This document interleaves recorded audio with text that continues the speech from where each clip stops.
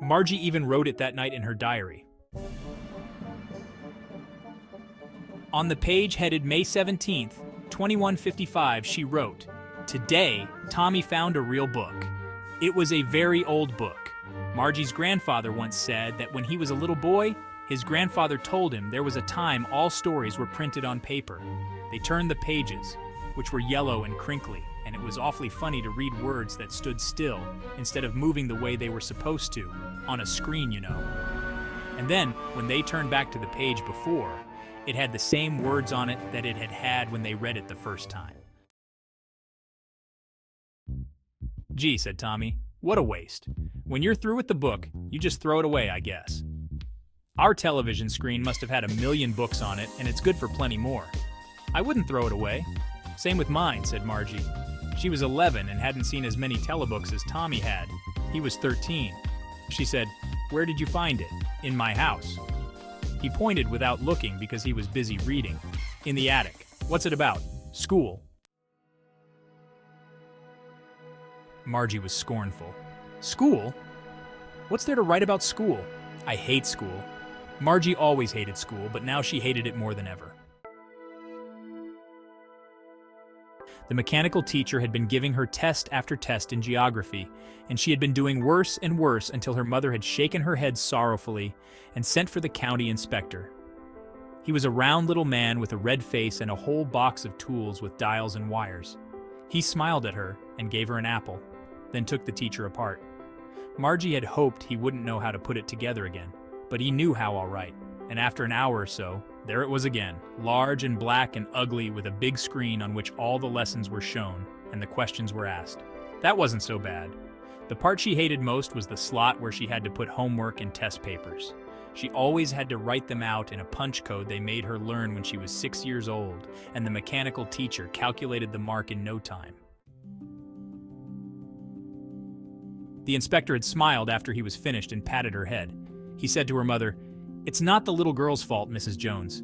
I think the geography sector was geared a little too quick. Those things happen sometimes. I've slowed it up to an average 10-year level. Actually, the overall pattern of her progress is quite satisfactory." And he patted Margie's head again. Margie was disappointed. She had been hoping they would take the teacher away altogether. They had once taken Tommy's teacher away for nearly a month because the history sector had blanked out completely. So she said to Tommy, "Why would anyone write about school?" Tommy looked at her with very superior eyes. "Because it's not our kind of school, stupid. This is the old kind of school that they had hundreds and hundreds of years ago." He added loftily, pronouncing the word carefully. "Centuries ago." Margie was hurt. "Well, I don't know what kind of school they had all that time ago." She read the book over his shoulder for a while, then said, "Anyway, they had a teacher."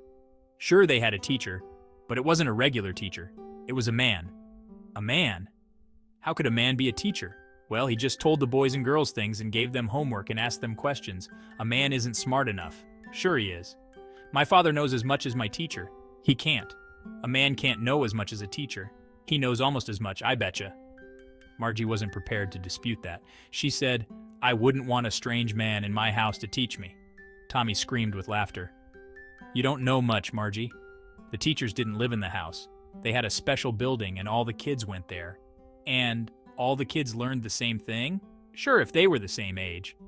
But my mother says a teacher has to be adjusted to fit the mind of each boy and girl it teaches, and that each kid has to be taught differently. Just the same, they didn't do it that way then. If you don't like it, you don't have to read the book." "I didn't say I didn't like it," Margie said quickly. She wanted to read about those funny schools. They weren't even half finished when Margie's mother called, "Margie, school!" Margie looked up.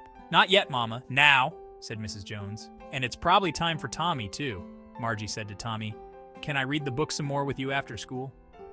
"Maybe," he said nonchalantly. He walked away whistling, the dusty old book tucked beneath his arm. Margie went into the schoolroom. It was right next to her bedroom, and the mechanical teacher was on and waiting for her. It was always on at the same time every day except Saturday and Sunday, because her mother said little girls learned better if they learned at regular hours. The screen was lit up, and it said, Today's arithmetic lesson is on the addition of proper fractions. Please insert yesterday's homework in the proper slot. Margie did so with a sigh. She was thinking about the old schools they had when her grandfather's grandfather was a little boy.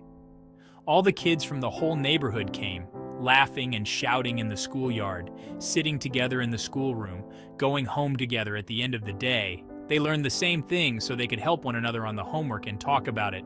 And the teachers were people. The mechanical teacher was flashing on the screen when we add the fractions 1/2 and 1/4. Margie was thinking about how the kids must have loved it in the old days. She was thinking about the fun they had.